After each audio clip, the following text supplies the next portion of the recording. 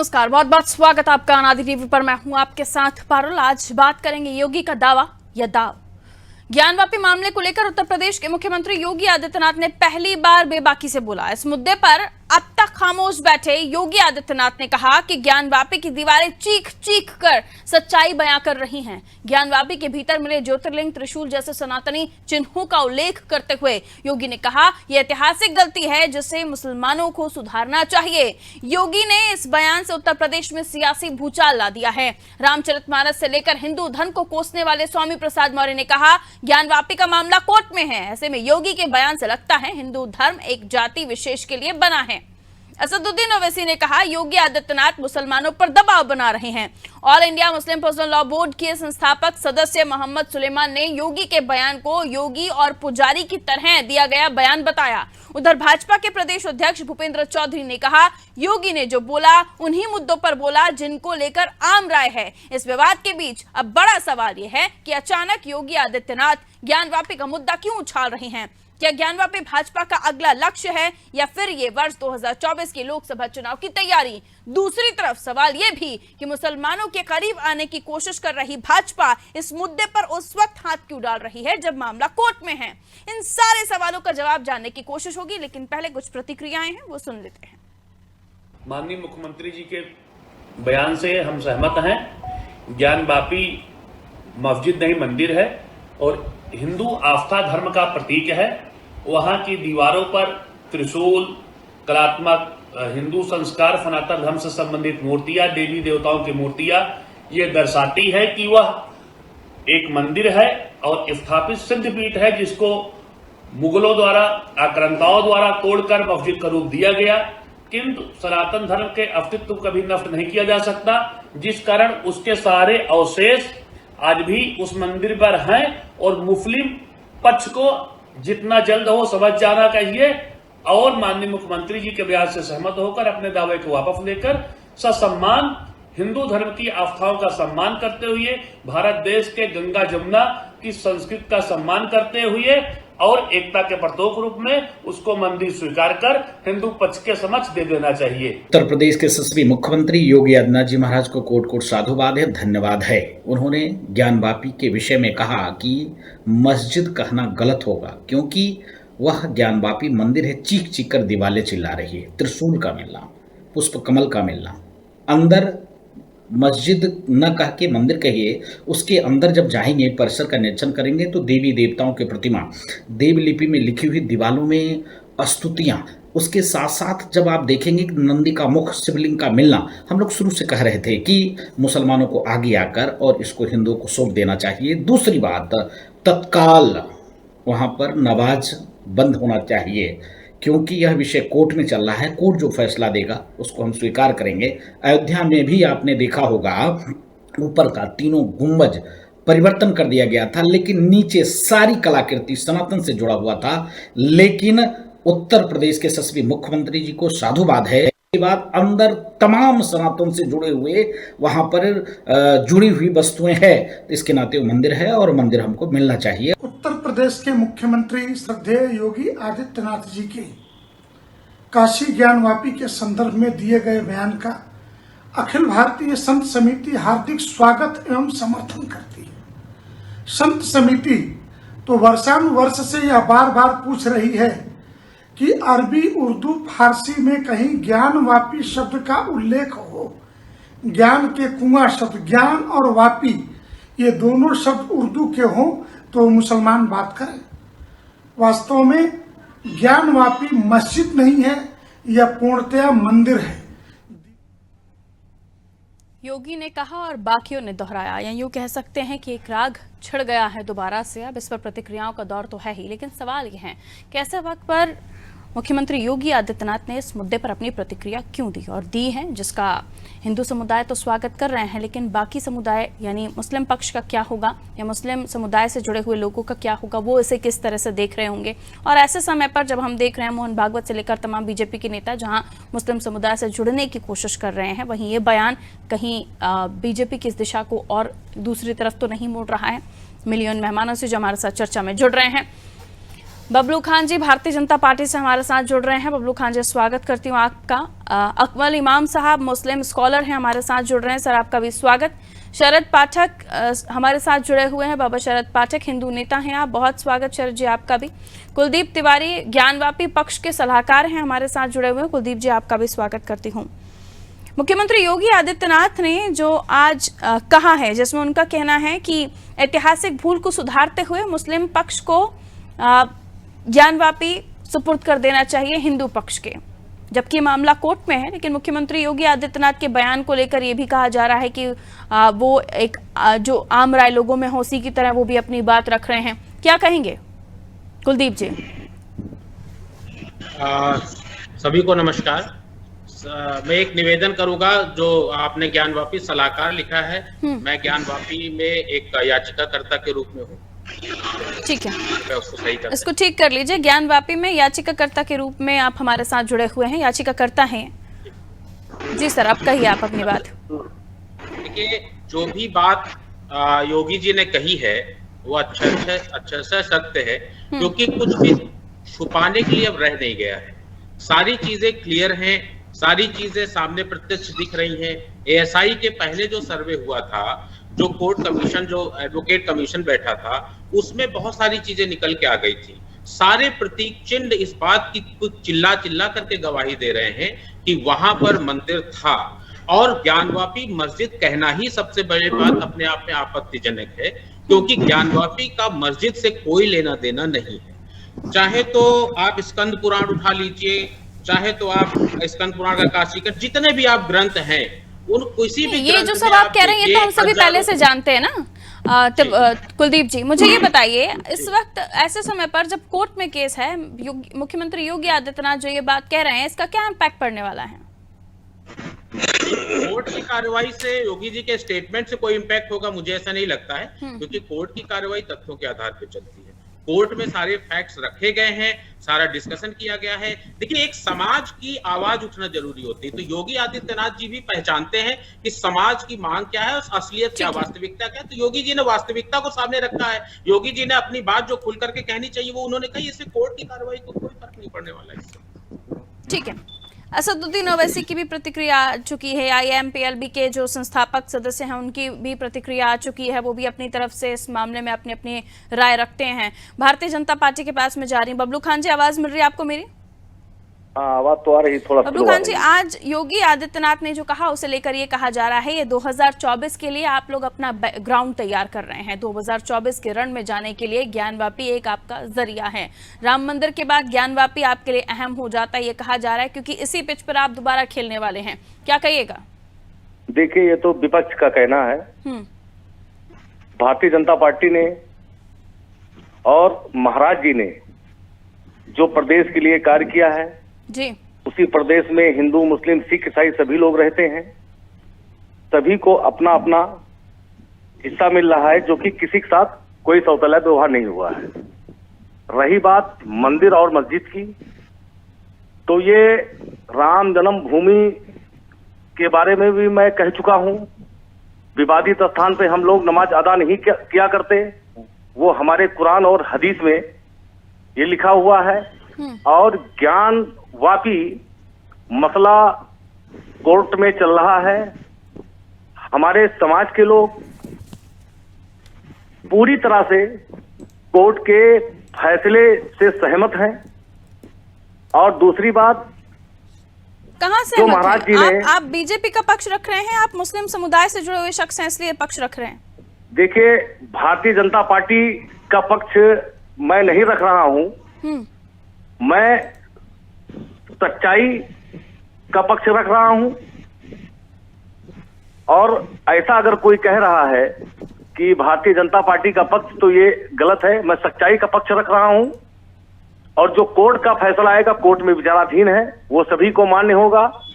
और रही बात, आपने कहा मुस्लिम समुदाय इस कोर्ट के साथ है, पूरे फैसले में साथ है, लेकिन उसके बाद हम देखते हैं कि दोबारा सुप्रीम कोर्ट चले जाते हैं, वहां से फिर हाई कोर्ट को इस पूरे मामले को लेकर सुनवाई के लिए कहा जाता है। ये कहा जाता है मुस्लिम पक्ष की तरफ से कि उन्हें अपील करने का मौका ही नहीं दिया गया। ये तमाम चीजें तो दूसरी तरफ से हो ही रही हैं। मैं आपसे क्या पूछ रही हूँ सर, क्योंकि आपकी डेजिग्नेशन भारतीय जनता पार्टी नेता लिखी हुई है, तो उसी तरह से मुझे जवाब दीजिए पहले कि भारतीय जनता पार्टी इस बारे में क्या सोचती है, जब मुख्यमंत्री योगी आदित्यनाथ ऐसे वक्त पर बयान दे रहे हैं, जब मोहन भागवत से लेकर तमाम आपके नेता मुस्लिमों के लिए हम देख रहे हैं 370 कोर्ट आने को लेकर आप लोग वाहवाही बटोर रहे हैं, आप लोग ट्रिपल तलाक को लेकर वाहवाही बटोर रहे हैं, और ऐसे समय पर जब हम ये केस इतना सेंसिटिव होते हुए देख रहे हैं, मुख्यमंत्री योगी आदित्यनाथ की प्रतिक्रिया आती है। अब कहिए।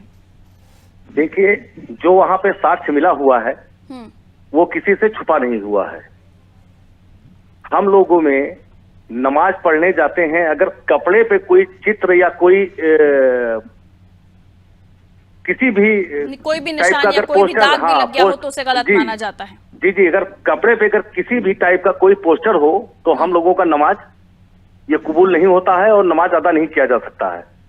ऐसे ही जब मस्जिद के अंदर तमाम ऐसे अवशेष मिले हुए हैं, ठीक है, तो हमको तो नहीं लगता है कि जो महाराज जी ने कहा है वो गलत कहा है। इसलिए उन्होंने कहा है, आपको लगता है कि ऐतिहासिक गलती से सुधार लेना चाहिए? हाँ, बिल्कुल बिल्कुल, ऐतिहासिक गलती है, सुधारना चाहिए। ऐसे 2-3 जगह है और ये कोर्ट में मामला जाए, इसको बैठ करके पहले से ही सुलह समझौते के माध्यम से सौंप देना चाहिए। ठीक है।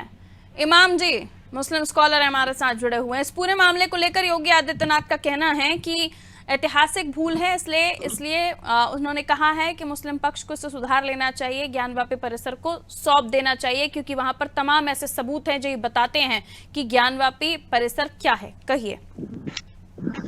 योगी जी एक ऐसे संवैधानिक पद पर हैं जिसकी उन्होंने संविधान की शपथ लेकर के वो पद स्वीकार किया है, और एक मुख्यमंत्री के पद पर बैठा हुआ व्यक्ति अगर एक गैर संवैधानिक बात करता है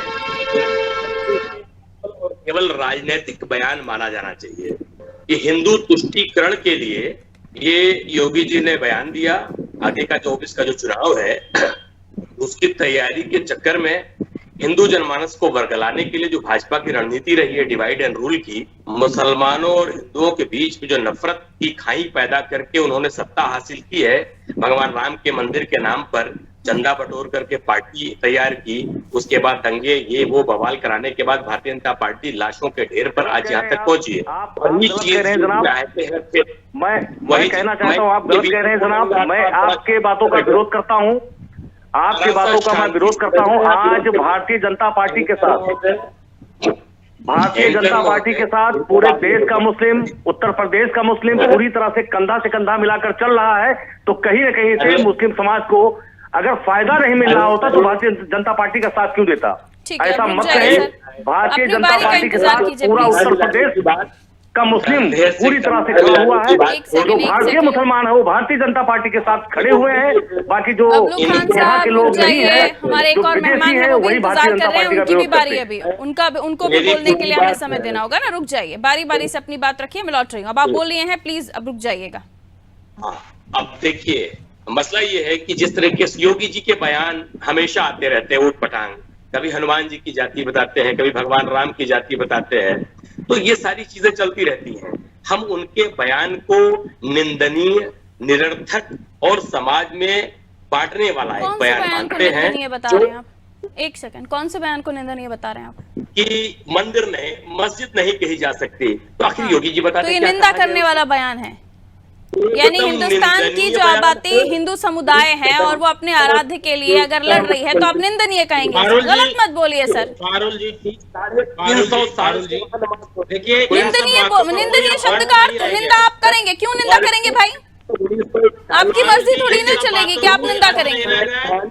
टीवी चैनल पे आप कोई भी जरूर अनर्थक बातें बोल के चला जाए, ये बिल्कुल बर्दाश्त नहीं किया जाएगा। ठीक है, लौट रही हूँ, रुक जाइए। कहा है जो भी योगी जी ने कहा है, ठीक है, के आधार पे कहा है। शरद पाठक जी हमारे साथ जुड़े हुए हैं। सब्र सर, वेट प्लीज, वेट मैं आ रही हूँ लौट कर आपके पास। शरद जी अपनी बात रखिए। ये निंदा जो कहा से गया करना है चाह रहा उसका जो भी आप लोग जेल में समझे, मस्जिद लेकिन को वो तोड़ करके ये सीधे मस्जिद तौर पर बनाई, दिखाता वो है कि उचित हिंदू था। पक्ष के साथ खड़े हुए हैं मुख्यमंत्री योगी आदित्यनाथ, जिसको लेकर अब ये नया बवाल छिड़ गया है। कहिए। 16वीं सदी में क्या हुआ क्या नहीं हुआ, हजारों साल पहले की बात, अगर आप 300-400 साल पहले की बात आप करते हैं, राजा की भूमि, राजा की चीजें, क्या किया क्या नहीं किया वो अलग चीजें हैं, लेकिन आप क्या देश को पीछे ले अलग चीज है। आपका अकमल साहब इनका ऑडियो डाउन कीजिए प्लीज। शरद जी को बोलने का मौका दिया है, शरद जी का टाइम है, अभी दोनों का ऑडियो डाउन कीजिए और मेहरबानी करके अपनी बारी में बोलिए। बाकी मेहमानों का समय मत खराब कीजिए, सबका टाइम इंपॉर्टेंट है और हमारे दर्शकों का भी। रुक जाइए इमाम साहब, रुक जाइए, please wait for your turn. कहिए शरद जी। केदार नीचे भी जांच होगी क्या? शरद जी का ऑडियो डाउन कर दीजिए ऐसा नहीं है। प्लीज, और डेकोरम मेंटेन कीजिए प्लीज। डिबेट में बैठे हुए हैं आप, दूसरों का भी समय होता है, उन्हें भी बोलना होता है। रुक जाइए शरद जी, कहिए। जाएगी, चिंता ना करे।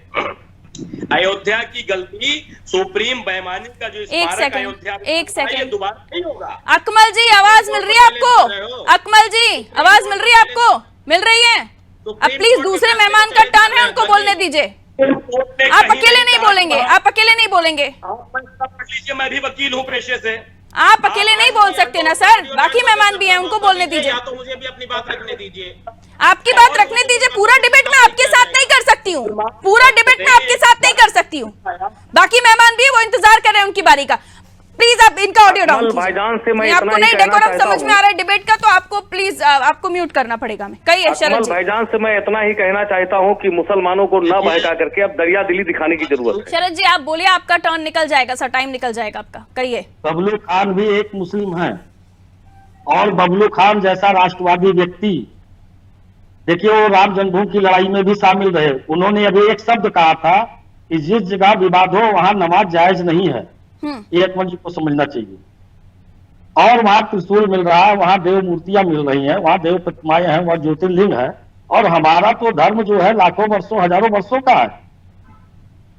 भगवान शिव हमारे आराध्य हैं और एक औरंगजेब ने आकर के मंदिर को तोड़ के मस्जिद बना दिया, ये किसी से छिपा है? आप जांच कराने में क्यों पीछे भाग रहे हैं? वहां त्रिशूल मिल रहा है। अरे आप इतने ही सच्चे, आप तो पेशे से वकील हैं, लेकिन आप लोगों को भाई काम है सही को झूठ बनाना। अरे आप सामना करिए, क्यों नहीं सामना कर पा रहे? जांच कराने दीजिए उनको। जांच से भाग रहे, कहीं उधर भाग रहे, कहीं उधर भाग, ऐसा नहीं होगा। बिल्कुल निष्पक्ष जांच होना क्या चाहिए। किसी मस्जिद में मुमकिन है? बबलू खान जी ने क्या कहा कि जहां नमाज नहीं पढ़ी जा सकती, जो विवादित जमीन हो, वहां कैसे आप मान रहे हैं? बिल्कुल नहीं चलने वाला। और योगी जी ने हमारे, ठीक है, बाकी सभी 30-30 सेकंड में अपनी बात कंप्लीट करेंगे। तो चिंता कैसे आप करने वाली बात हो गई? उन्होंने सच्चाई बोली है। बबलू खान जी 2024 के लिए ये मुद्दा है, आगे भी ये इस मुद्दे को आगे बढ़ता हुआ हम देखेंगे, आप भुनाएंगे। देखिए ये 2024 का मुद्दा आप छोड़ दीजिए। 2024 का मुद्दा जो हमारा वो विकास को लेकर के है, मंदिर मस्जिद के लेकर के कोई मुद्दा ध्रुवीकरण के का आरोप कोई लग इशू रहे नहीं हैं है। कि एन वक्त पर एक ये नई स्ट्रैटेजी प्लान की आपकी पार्टी ने, ध्रुवीकरण का आरोप। देखिए भारतीय जनता पार्टी ने जिस तरह से सभी के साथ विकास किया है, तो उसका रिजल्ट 2024 में जनता देगी और पूर्ण बहुमत की सरकार बना कर देगी। 80-20 का फॉर्मूला, 80-20 का फॉर्मूला। देखिए 80-20 का फार्मूला क्या, इस बार हम 99 रहेंगे, 1 का फार्मूला रहेगा। ठीक है, 30 सेकंड इमाम जी, अकबर इमाम जी 30 सेकंड में कंप्लीट कीजिएगा अपनी बात। ठीक है, अनम्यूट कीजिए आपका डिवाइस जब तक मैं लौट रही हूँ। कुलदीप जी 30 सेकंड में कंप्लीट कीजिए। देखिए जो भी अकबर इमाम जी ने कहा बहुत ही निंदनीय बात है, क्योंकि औरंगजेब ने जो गलती करी है उसको स्वीकार कर लीजिए। ऐसा थोड़ी ना है कि आपने मंदिर तोड़ करके मस्जिदें बना डाली, आपने जो गलतियां करी, आपने जो अत्याचार किया, आज उसको सुधारने की बारी है तो आप कहेंगे पुराने पे मिट्टी डालिए। ये तो आप अपनी गलती ये भी स्वीकार करिए कि औरंगजेब ने आपका धर्मांतरण कराया था आपके पुरखों का। आप भी अब वापस आ जाइए ना, आप अपनी गलती भी स्वीकार कर लीजिए भाई, आपको मौका है। तो इस तरीके से। और रही बात दूसरी, एक मिनट, दूसरी बात इन्होंने ये कहा, इमाम जी अपना डिवाइस अनम्यूट कीजिए। बद्रीनाथ और जो उन्होंने और मंदिरों की बात करी, बद्रीनाथ की बात करी, क्या वहां पर भी कराइए ना, आइए ना। 1400 साल पहले आप आए हैं, 1400 साल पहले आपका अस्तित्व नहीं था, उसके पहले हम तो करोड़ों करोड़ों साल की, सारी चीजें हो सकती हैं सर कुलदीप तिवारी जी, हम कोर्ट के माध्यम से, लेकिन जब मामला पहले ही कोर्ट में है और मुख्यमंत्री गए ना, अगर आपको बद्रीनाथ मुख्यमंत्री क्योंकि वो सिर्फ एक पार्टी से बिलोंग नहीं करते, वो प्रदेश के मुखिया हैं, और ऐसी स्थिति में उस पद पर रहकर उनका इस तरह से बयान देना ये कितना सही है कितना गलत है। 30 सेकंड में कंप्लीट कीजिएगा अकमल जी। वो एक संवैधानिक पद पर बैठे हुए, उन्होंने संविधान की शपथ ली है और संवैधानिक बात करना चाहिए। जब कोई मामला कोर्ट में लंबित है तो मुख्यमंत्री इस तरह से बोल करके एक दबाव की राजनीति करना चाहते हैं। समय कम है मेरे पास, बबलू जी 30 सेकंड, बबलू जी समय कम है, दबाव की राजनीति नहीं कर रहे हैं, उन्होंने सच्चाई बयां की है। सबकी अभिव्यक्ति की आजादी है, क्या मुख्यमंत्री को बोलने का अधिकार नहीं? मुख्यमंत्री इंसान है क्या? उनकी अभिव्यक्ति नहीं है क्या? उन्होंने कौन सी कोर्ट कार्रवाई का विरोध कर दिया? वो भी तो कोर्ट कार्रवाई में सहमति ठीक है, लेकिन कोर्ट तो कह रहा है, जिस बयान से सियासत में भूकंप आ गया है ये कहा जा सकता है, क्योंकि मुख्यमंत्री योगी आदित्यनाथ अब तक इतनी बेबाकी से नहीं बोले थे, लेकिन दो टूक लहजे में उन्होंने साफ कर दिया कि मुस्लिम समुदायों को अपनी ऐतिहासिक गलती को सुधार लेना चाहिए। इस बयान के भी कई सारे मायने निकाले जा रहे हैं। बहुत बहुत शुक्रिया आप सभी का हमारे साथ चर्चा में जुड़ने के लिए। और इस बयान को लेकर सियासत भी परवान चढ़ रही है, वो इसलिए क्योंकि कहा जा रहा है मुख्यमंत्री संवैधानिक पद पर हैं, और ऐसे में उनका ये बयान वो भी तब जब मामला कोर्ट में चल रहा है, और ऐसे समय पर हम जब बीजेपी को जुड़ता हुआ देख रहे हैं कि वो मुस्लिमों से कोशिश कर रही है अलग अलग जगहों पर जुड़ने की। मुख्यमंत्री योगी आदित्यनाथ का ये बयान क्या कुछ आगे दिखाएगा, और ऐसे में ये भी कि क्या एक बार फिर से 2024 के रण में बीजेपी ज्ञानवापी मामले को लेकर जाने वाली है, क्योंकि राम मंदिर के बाद ज्ञानवापी या फिर यूं कहें कि काशी विश्वनाथ, काशी मथुरा जो बार बार नारा बीजेपी ने लगाया, क्या उसी राह पर है अब बीजेपी? दीजिए इजाजत, नमस्कार।